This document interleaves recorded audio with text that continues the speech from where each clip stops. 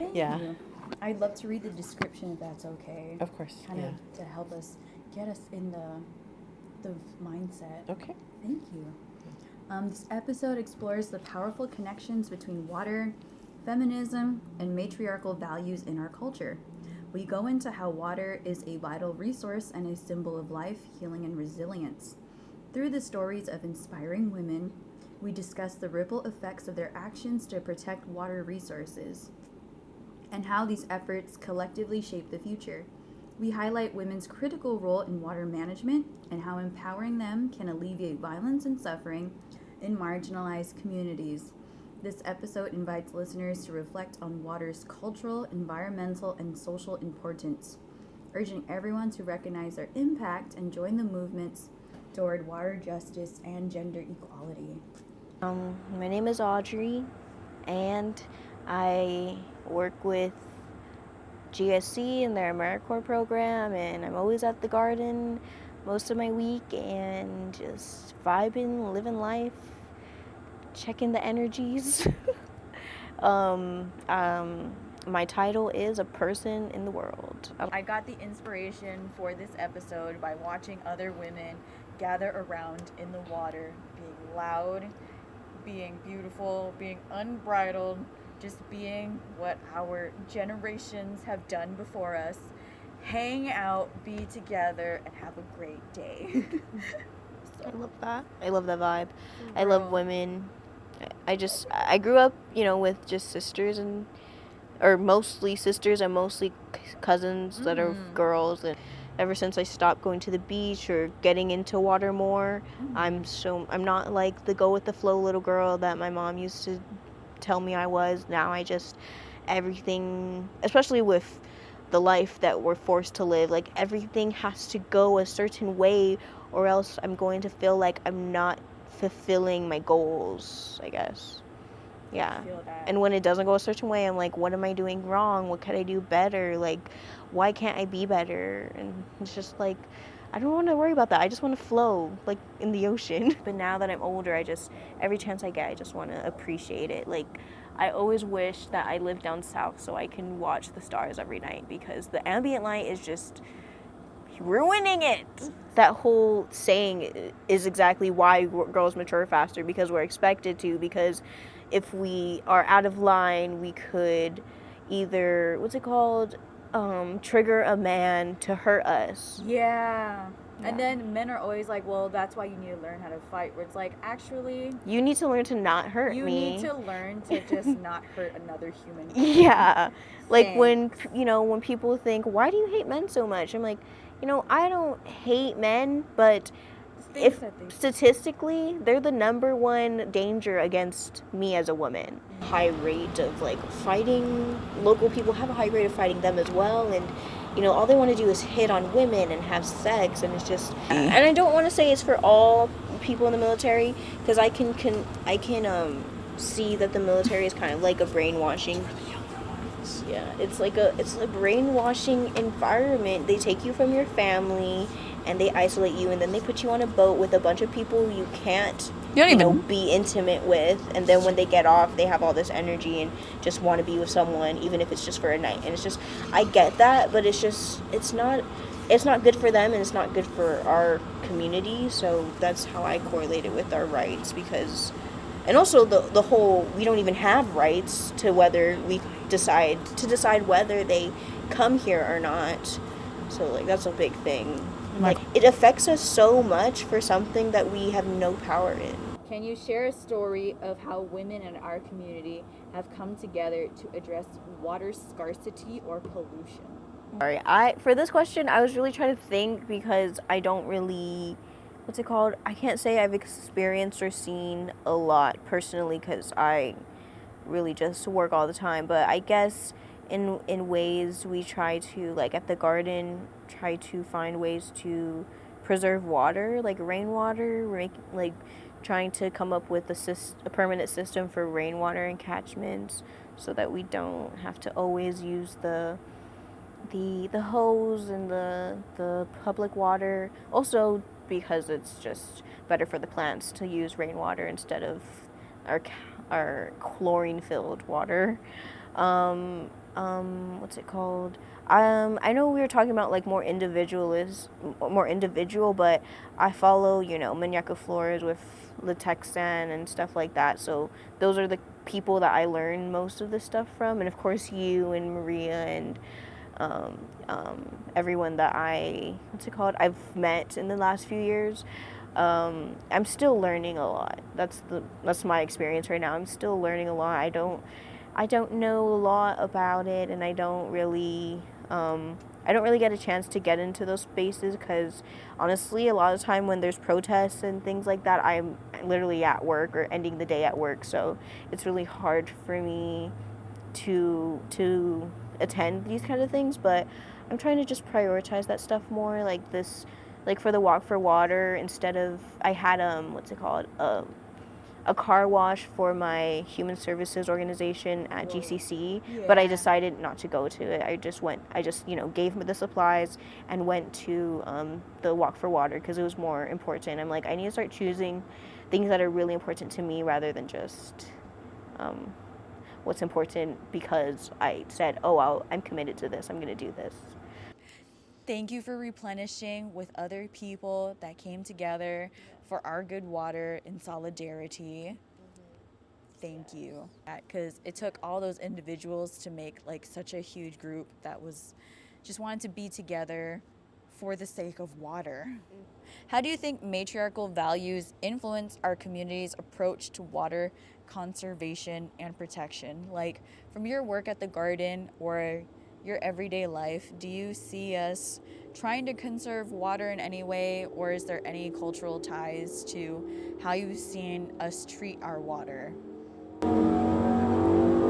I think that not obviously, in our culture, being so close to water, it's a big part of our life, including, food and stuff.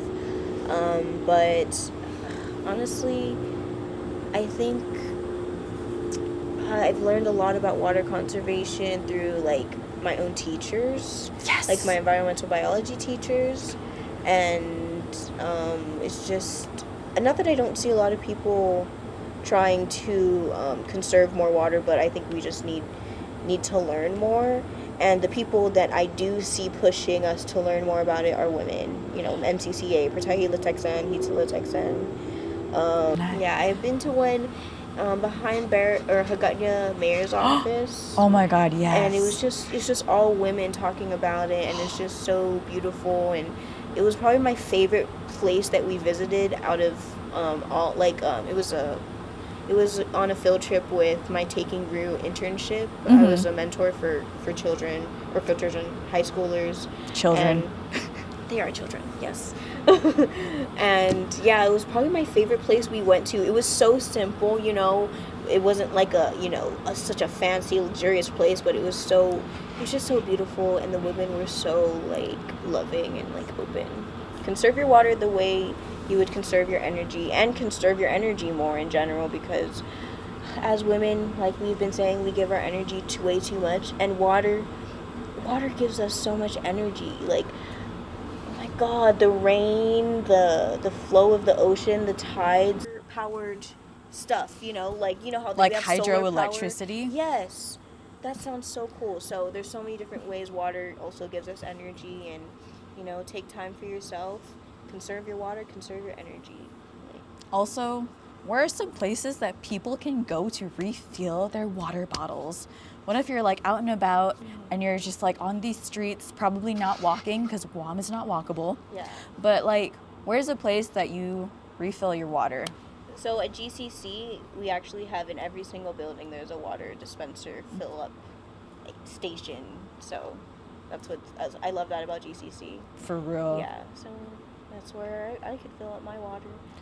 What about outside of GCC? Outside what do you GCC? do when you're out and about and you have your water flask and it's running on empty? What do you do?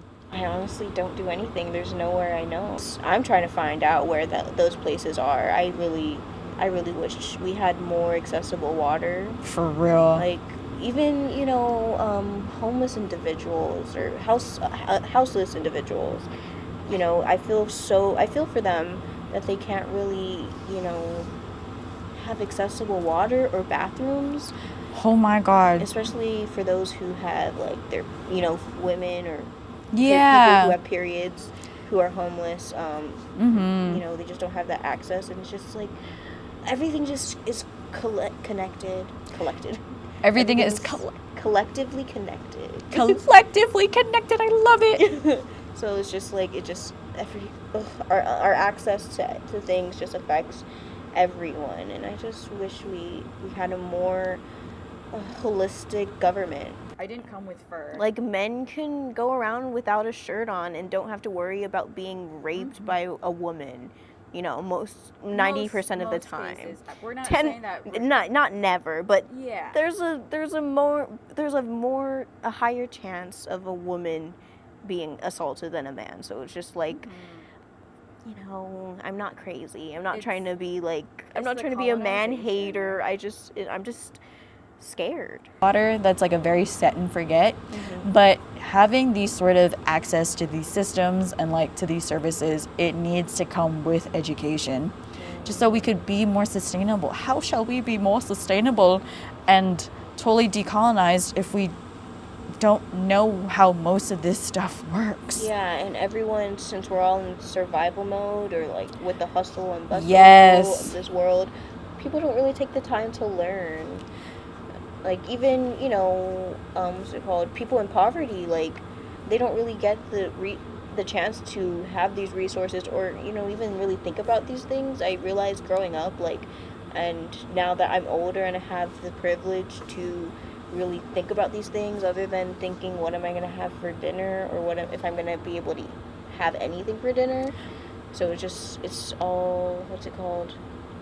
The way our society works and flows just really doesn't flow. Like, how are we gonna pay for something that keeps us alive?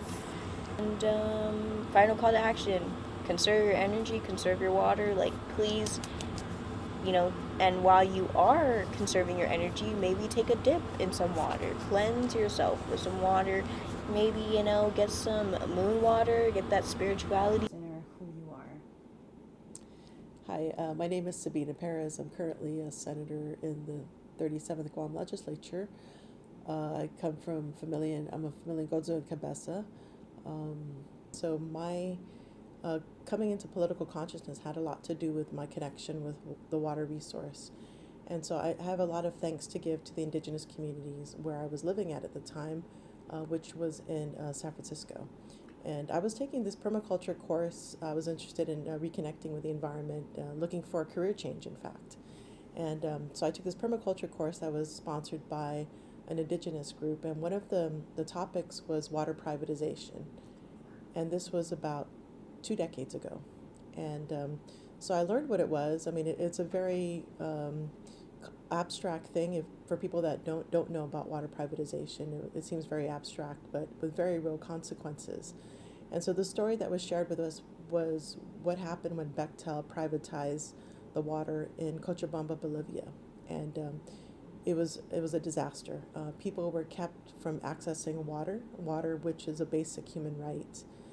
And then it wasn't long after that I heard Guam was going in that same route.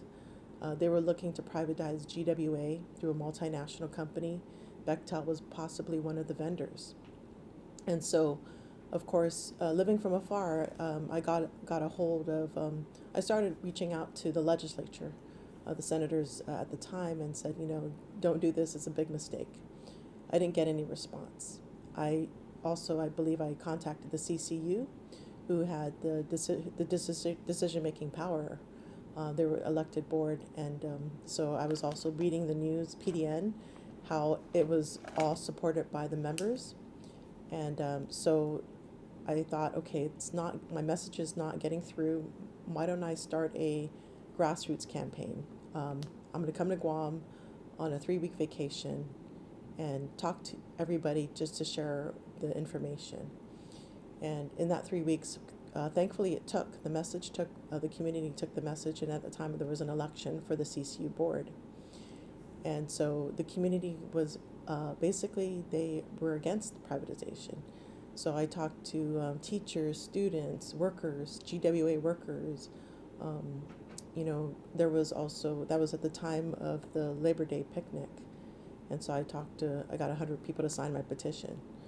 And so, you know, talking to each and every one of them just to get the message out. And so, thankfully, you know, the election, there were 2 new members that came on board. And because of the 2 new members, they did not sign the privatization of GWA. And so it was I think it was the second largest attempt of water privatization on U.S. soil, and we were successful. The community was successful. And when we talk about awe, you know, I think it was, I feel it was more of a cosmic experience. You know, prior to coming to Guam, I prepared for it. You know, I did my presentations in front of a focus group, and I just felt there was a lot of support spiritually and cosmically. And so when we talk about awe, you know, I guess we will be supported for causes that are bigger than ourselves, right? And so I think it was really good. You know, I think that was what really lit the fire for me politically to continue this work. And it also led me to other causes. You know, why would people be willing to privatize their water? They must be in a desperate position to do that, which led me to learning about colonization. You know, unfortunately, I didn't learn that in school. We were kept from that knowledge. And so I had to learn all of this organically outside of school. And so I learned about colonization and you know, how there's an, you know, injustice to the Chamorro people. And that led me to, you know, other causes to protect the, you know, our resources, which has led me here today to continue that work.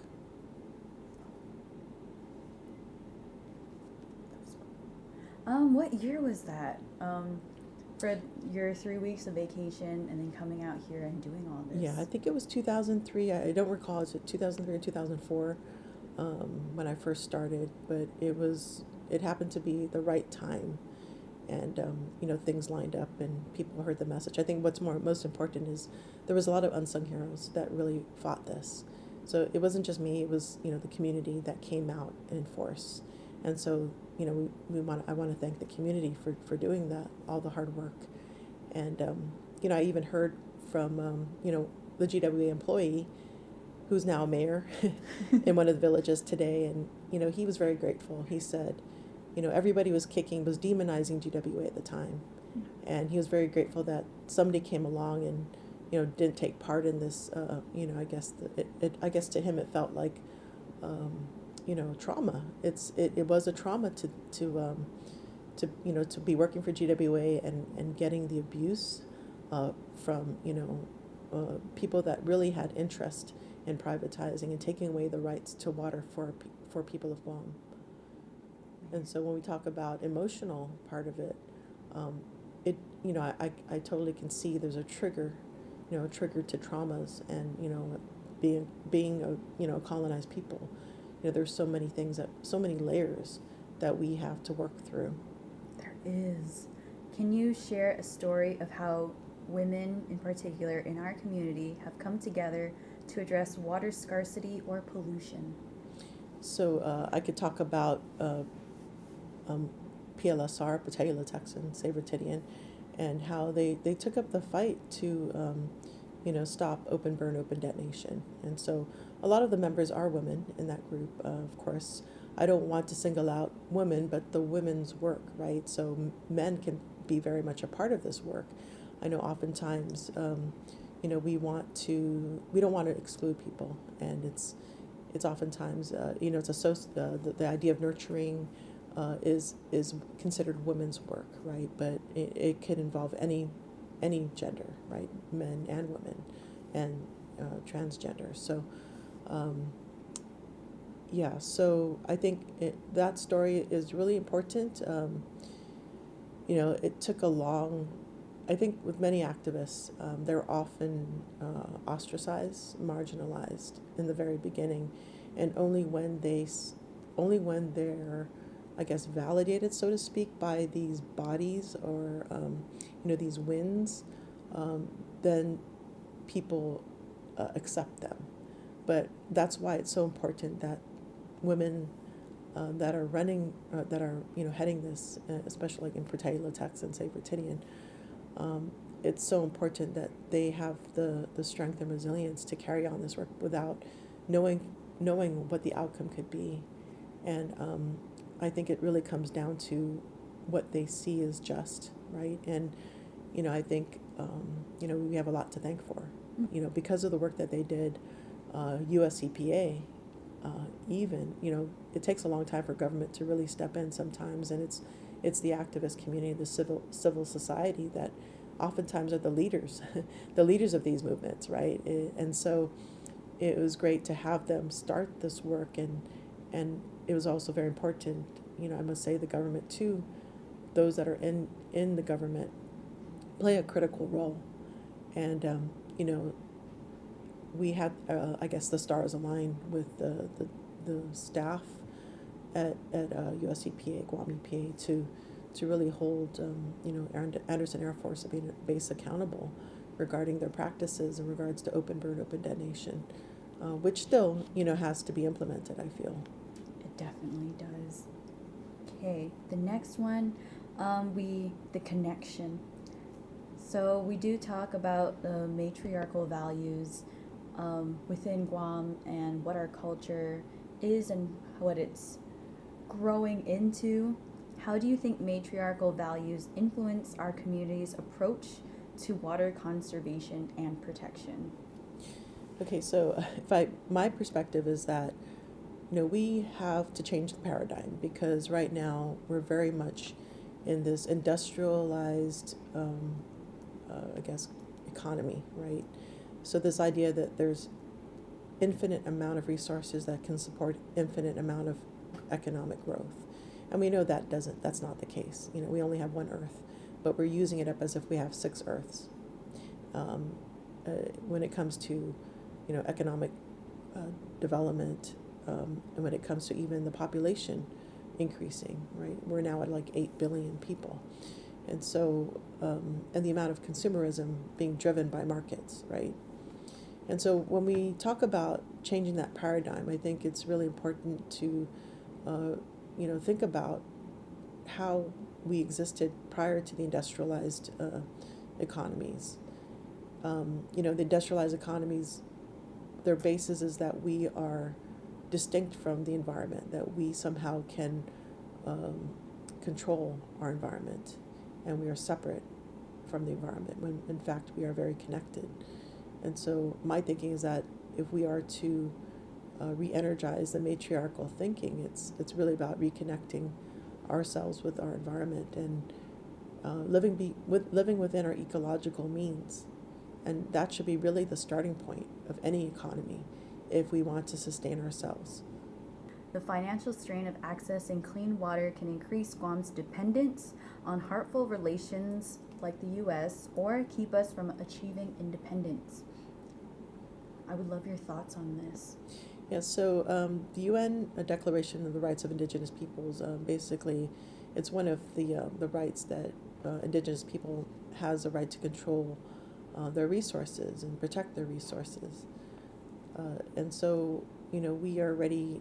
Currently, we have challenges with contamination from a lot of the military toxics, right? And a lot of them we're just finding out. As you know, US EPA didn't come into existence till the 70s, and the military has existed on Guam way before that time, and there was a lot of bombs and chemicals that were used and left buried on our land, and so we are playing catch up as far as cleaning up what was left behind, as well as cleaning up what is currently being left. Take, for instance, the forever chemical PFAS, right? So PFAS is now regulated under the Safe Drinking Water Act as of April this year, and PFAS has been used ubiquitously in many products, military and commercial products. One in particular is the firefighting foam, and that was used a lot here on Guam from the military. As you know, NAS was a former military base, and there's a lot of that was used. if we are to, I guess, determine our future, through decolonization, self-determination, it's really critical that we need to have a clean water source. And, Guam has been blessed compared to other jurisdictions because we have a lot of water. It's been estimated that we can potentially harvest 80 million gallons a day from the aquifer, right? But whether to harvest that amount sustainably, that's another question. And so that's just quantity, but the quality of the water also matters. And so we're challenged because we live above our aquifer, and that supplies over 80% of the island of drinking water. And so not only do we have to protect, prevent over-extraction, which can lead to saltwater infiltration, which makes it undrinkable unless we use a lot of high energy-intensive, cost. It's going to cost a lot to take the salt. Wherever we can cut the waste, even though we have an abundance of water, I think it's important that we be very mindful about the resource to ensure that we just use what is needed and not overuse it, because without this aquifer, life would be very expensive. We're already seeing the cost increase because because of the Safe Drinking Water Act now regulating PFAS. It's been estimated that it's going to cost $60 million, I believe, just to clean up the water from PFAS alone. And so that's going to, obviously that's part of the rate increases is the cleanup of the water. And also the prevention of contamination of the water. So while the open burn, open detonation is still being practiced, we are also cleaning the water sources while that is still happening. Is that so there's still a lot of studies or research that we need to find out where this PFAS is coming from, right? Mm-hmm. So it's very mobile, and ideally it's best to clean up the source, right? But until that time, it's going to infiltrate into our water, most likely, which is happening. And you're right, the open burn, open detonation practices will just disperse PFAS. Water-related health issues. Contaminated water can lead to illnesses that disproportionately affect women and children, further entrenching them in poverty and vulnerability. You're welcome. Yeah, so if I can add about the water-related issues, so thank you. It does affect everybody. It's not just the women and children, and we're seeing that with the high cancer rates here in Guam, and potentially other things. So like learning, disabilities, and I feel a lot of the issues that aren't tied to genes necessarily may be impacted by what's in our environment. Yeah, if you think about some of these rare diseases that we see in our community, it's like it makes you think, is it related to what's in our water? And that's why it's so important that we have clean water for our people. And so I think for the community out there, yes, as a consumer, that's one of the first things is really knowing what products contain. And oftentimes it's not very transparent until we do the research ourselves. I think what's also important is until GWA can filter the water, I think it's important to look for sources that can filter water for us. And so we're told that reverse osmosis, ion exchange, those are types of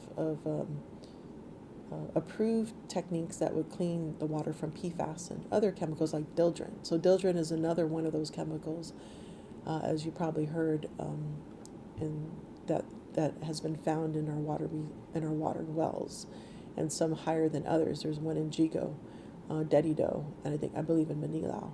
There's wells that are above that have high levels enough that it can cause neurotoxic effects.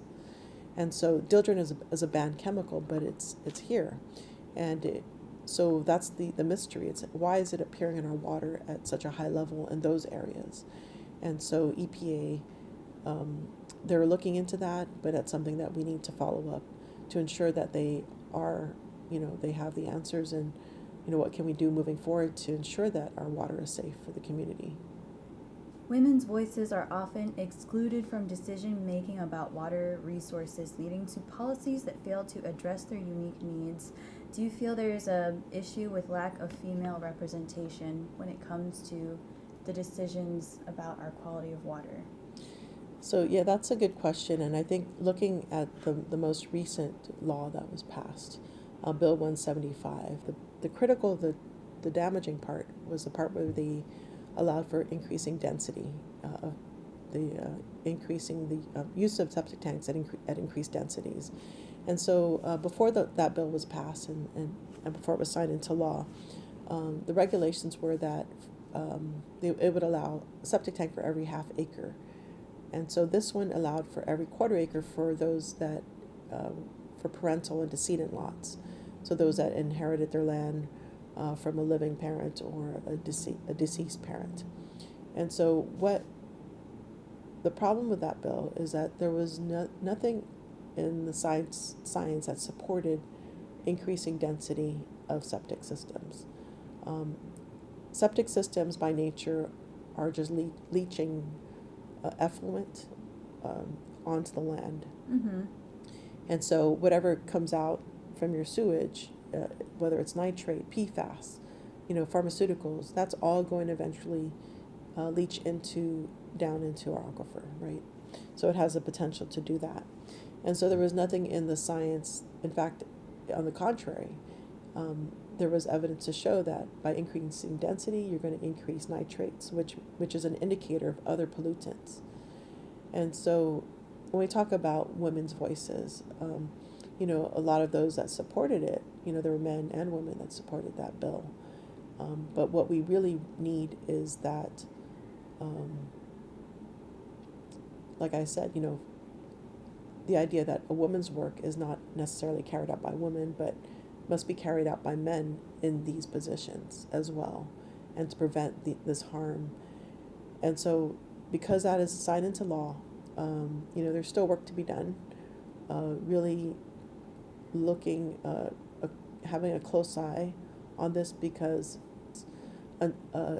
we could end up with more polluted water, because right now we are experiencing a high increasing nitrate levels, and I believe by 2029 it's going to exceed the half MCL level, which in that case GWA has to take corrective action, which can also lead to higher water rates, unless these higher density locations are hooked up to sewer.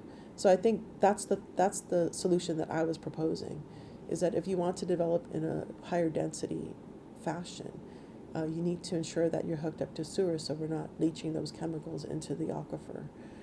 And so in the coming year, I know depending on who becomes president, right, Mm-hmm. and who becomes our congressional delegate, we really need to advocate for more funding for sewer connections.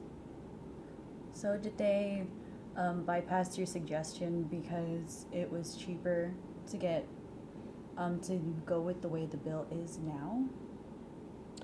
There just wasn't enough funding? So yeah, I can't speak for the senators that voted for that bill, but Okay. they did not listen to the science. They did not listen to, I guess, what I consider is non-negotiable is the protection of our aquifer.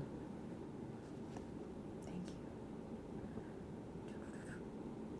you. In what ways do the overconsumption and pollution of our oceans reflect broader gender inequalities? A huge question. I think it goes back to the industrialized economy, and the race to wealth, right? And oftentimes I think a lot of these economies are run by men, and this patriarchal system, how we transition into the new paradigm of living within our ecological means and ensuring that we are not damaging our foundation for life here, the oceans, the land, our environment. That's going to require a huge shift in the way these corporations and shift in governments how they are going to carry out, um, carry out business. Thank you. How can strengthening women's leadership in water resource management impact broader environmental goals? Yeah, so I think again, it's to me, it's not just women, but women's work, right? So it can be carried out by men and women. Yeah, I think that's it's really about respect. Is going back to our cultural values of respecting the land that gives to us and supports us, and just seeing that that we are connected. We have to become reconnected to our land and our culture. I think that's really what, to me, what it boils down to, and that respect and awe about how, we and being humble, because, there's, a lot of the life forms have existed way before man has come into the scene, and we may think that we can reproduce or recreate what exists already in the environment, but I think that's very presumptuous to say that we can destroy a forest here but recreate it in the same way that it took millennia to create, and the way that we investigate scientifically, it's usually one variable at a time, right? When there are multiple things occurring at the same time, when it comes to evolution and change. And I think coming from that place of humility and respect, that we don't know it all, right? And to respect that what already exists before us, and to learn from that. That's beautiful. What cultural lessons can we learn from our ancestors about protecting water and ensuring women's voices are heard in these efforts? Wow, I don't know if I'm the expert on that. It's okay. But I think, ultimately it's about, connecting and intuition. I think a lot of that is taught out of us in our schools. But just knowing that there's knowledge from everywhere, right? That knowledge comes from not just being in a classroom, but, interacting with, people, interacting with our environment. And that's really critical, is that we need to protect our wild spaces, because they are a teacher too, right? And just, being in that space is so critical. I think that's what really led me to appreciate nature, is being in nature. And I think we need to protect those spaces. Thank you. I feel very connected to everything you're saying. Thank you so much for going through all the questions and keeping in mind the emotion that I wanted to empower the listeners with. I'd love to hear or ask for a call to action for the listeners from Sabina Perez. Oh, thank you. So I think it's really important to see, obviously there's, to see what policies are coming out and what people stand for. Really study, and don't accept things at face value. Be a critical consumer of information, and look at the whole picture.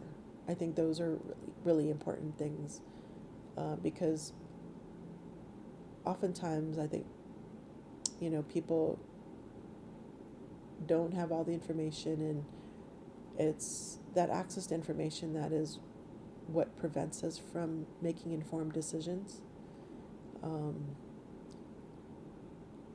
I think one in particular issue that's coming up is the accessory dwelling units, and in combination with the septic tank issue, that is a mechanism which is going to really increased density of septic tanks over aquifer. It's a potential. It has a potential to increase the density of septic tanks over aquifer. And accessory dwelling units really, the idea behind it is that you can have an additional unit into your house where you can, how you could have your mother, your elderly mother live there so you can take care of them. And that to me is fine, is a noble idea.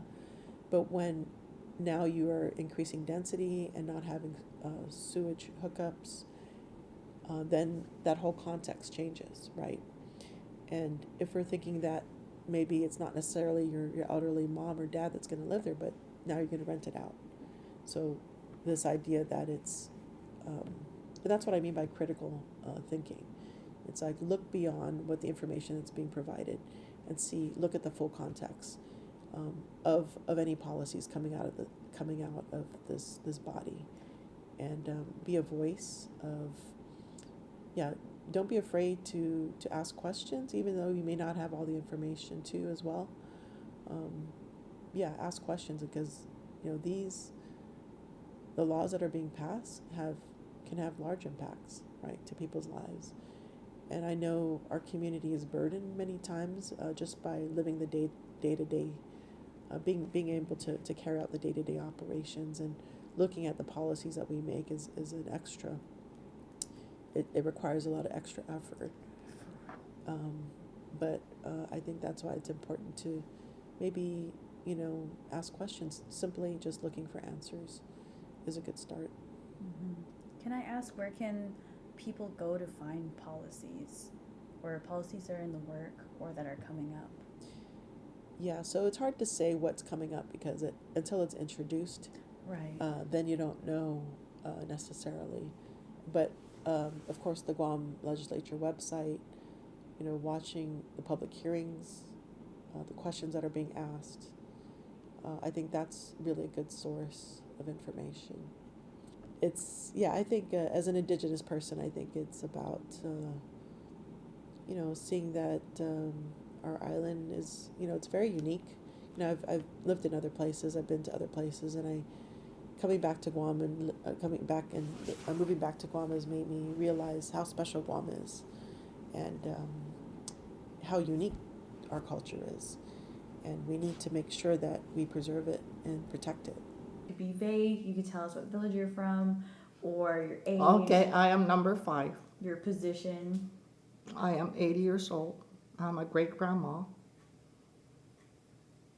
I lived in the early 50s, or I was born in I was born after the war.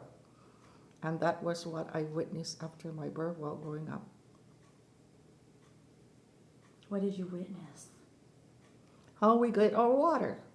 So use it for drinking. Mm-hmm. In the old days, we drink water from the rain. It's collected from the rooftop of tin roofs, collected in 55-gallon drums, and it's covered with netting, Mm-hmm. so the mosquito eggs does not go in. But then, in order to use the water, we had to boil it and use that as drinking water and as cooking water. We also use it to shower. So we do not see any residue in our containers. Whereas now, if you use faucet water, you can see all the calcium accumulating there. That's just because certain parts of Guam, they have a lot of calcium. In some parts, there is hardly no calcium at all built in the water. But here in the central part, calcium is built in the water. So, and it's also the water is disinfected by using chlorine. And one thing that really protects our health and gives us healthy body system is the juice from coconut. Coconut juice gives a lot of vitamins and minerals to the body. And with the elimination of coconuts by the rhino beetle, we need a clean water system. We also need clean water so that our fish in the ocean can survive and be healthy for us. Yes. Right now, the fish are eating the dilapidated plastics in the ocean because they're all torn into pieces. And when we consume that fish, we get the toxins that is there from the plastic, and also we consume it in our body. What role do women play in water resource management in our culture, both traditionally and today? Was there any? When we have to manage the water in the old days, because if we don't manage, in areas where there is no infrastructure for water distribution and they depend on rain or getting water from water elephants or other water sources and bring to their house, they have to manage it. Otherwise, they will run out of water for showering and for cooking and for washing. So women are need to conserve water for their daily use. They cannot waste it. Was this in your time or just with other women around the world right now? I think other women around the world, if you've seen the water in other parts of the world where it's very dirty, the women had to really preserve water and try to get clean water as much as possible by eliminating the polluted water or the dirty water. Can you share a story of how women in our community have come together to address water scarcity or pollution? We never did that. Never? Do you recall a time where you saw a story or you had in the news about it? No, except to conserve water because we're running out of water. And the advice is take a shower with your family member. Don't shower too long. Don't water your plants. Don't wash the cars. And just use water for cooking and for showering. But short showers, no baths. That's when the water is really at its lowest level. So, how come women didn't rally together for the protection and use of our water? Well, we have water around us, and we also have, because we have a large ocean and we're a small island, evaporation is constant, and we always have rainwater coming from the ocean through evaporation and condensation. Yeah. Oh, okay. And if we need water, we can always go to the river or to the ocean to wash ourselves. For your time, was it specifically women that got water or also men got their own water? Everybody got water. There's no such thing as separation of water. Love that. We all got the same source of water, depending on where you live. If you live where the infrastructures are there, then you have an ideal situation. You just turn the faucet on and water flows out. If you live in areas where there's no infrastructure, then you have to collect rainwater, boil it, and use that, or you have to take your 65-gallon drum and go to an elephant. An elephant is called a watering source, which is a watering tank. Or go to someone who has faucet and collect the water through the use of hose. How do you think matriarchal values or matriarchal society influence our community approach to water conservation and protection? Well, as women, we have children that we have to protect. So we have to make sure that they have water to drink. Otherwise, their body will dehydrate and we have to find other sources of liquid. We cannot depend on the coconut because there's no more coconut. And we have to go to the store to buy other sources of water. What happens if the ship doesn't come in and no water is provided? So we have to get water on our own self, which will be going to the ocean, collecting water and boiling it, going to the river, collecting water and boiling it. That is, if there's no water, absolutely. I'd like to talk about three main barriers. The first one is an economic barrier. The financial strain of accessing clean water can increase Guam's dependence on the harmful relationships or keep us from achieving independence. I'd love your thoughts on this economic barrier.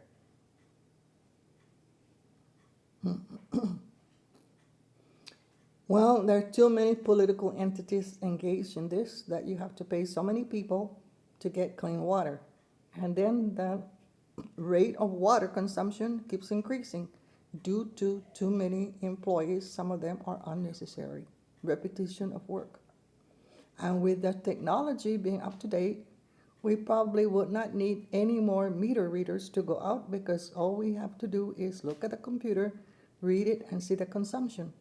But of course, we need to replace a lot of our meters, which was already replaced, and then replaced because of faulty meters that were placed by the previous contractors.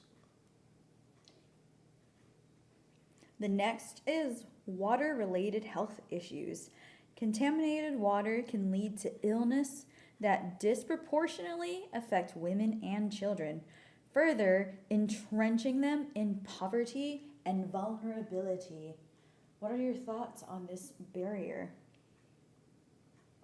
I don't know. Water-related health issues. Water-related health issues. Yes. Well, if there's too much chlorine, it can affect our system. And if there's not enough chlorine, it can contaminate the water system, and that can lead to uninvited or unhealthy organisms into our body, which may cause illness and serious damage to our organs. Another barrier is lack of female representation for water equality and water access. Women's voices are often excluded from decision making about water resources, leading to policies that fail to address a woman's unique needs. Well, that's the government, because for every number of male in any governing agency, there's supposed to be a certain percentage of women represented. So the government monitors, the watchdog of government, should make sure that there is an equal proportion of women to men in any governmental or agency or organizations. And I was a secretary for the Chalampago Municipal Planning Council.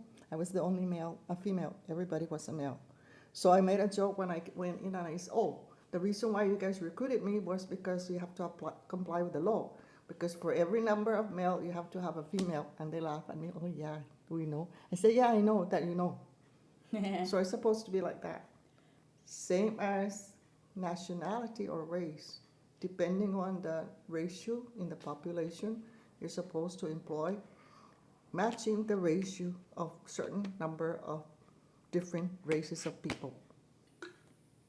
In what ways do the overconsumption and pollution of our oceans reflect broader gender inequalities? Oh, that's hard to answer. I don't know the answer to that one. In what ways? Well, right now they are controlling the septic tanks, whereas before you can build a septic tank anywhere on the island. Now they're trying to control it by channeling to sewer. But we all have our sewer system down in Agana, and I don't know whether they have located other location, where the sewage or the sludge is regulated, and they're made into, they take away the liquid and they make into solid like dirt. Now where do these all go? So I don't know which is better, to allow the individual house to have their own septic tank and have their sludge down into the ocean directly, or to make it go through the pipes, go through all the chemicals, and then dump them. That's a big question. Which evil is the lesser evil? Yeah, both of them are evils. How can strengthening women's leadership in water resource management impact broader environmental goals? How can strengthening women's leadership in water resources? I know what you're asking, but Yeah, it's a maybe big question. to look at the chemicals that they're using to get rid of the bacteria in the water that we have now. Is that the right chemical that they're using, or is there another one that they could use, and the ratio that they're using it? I didn't ever had kidney stones, so I cannot. But of course, when I was younger, we drank a lot of coconut water, a lot. So that might be one where the Chamorros were really healthy before. They also drank a lot of what is called the banyan root tea. The banyan root? Tree. They call it the Tautomora tree. Mm-hmm. I think that's the banyan root. Call it the Chamorro tronconunu.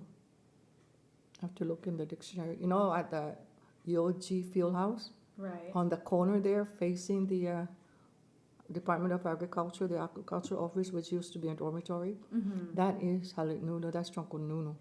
If you look at the roots, they're hanging down. The roots are hanging from the tree, and you will see some cut ones. It's old folks. I don't think young folks will do that now. They don't believe in that. So the old folks will cut that, and that's what they will. They will cut a root like this.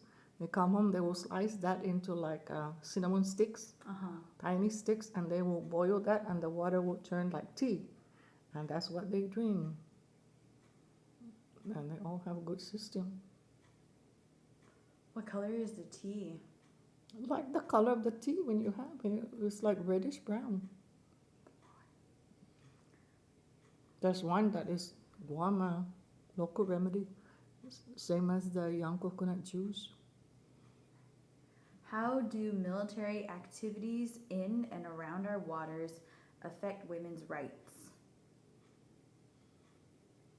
Women's right. Women do not have any rights in regards to the military activity regarding water around our island. They're mostly men, so that's why you should have a watchdog to equalize. Not equalize, but have a proportion as called for by the law of gender. I don't know what's the proportion, I think. For example, 1 to every 10, I don't know. But the law specifies it somewhere. Yeah.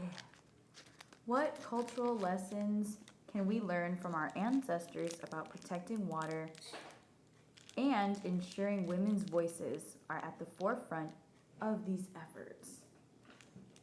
Well, the local culture is matrilineal, which means the women have a voice in regards to money and raising kids. The fathers, their job is to provide through farming or working. So our society is matrilineal. But with the influence of the U.S. government, it switched from matrilineal, I think, to patriotic. So now we rely on the watchdog of the federal government. And do you have any call to action for the people listening? Just conserve water. Take water seriously, but we are lucky we're living on an island surrounded by huge ocean. But think of the large continents, especially Africa, where there is no water at all. In some places, they have to dig a well. In Guam, we don't really have to dig a well, except for those who want to rely on infrastructure.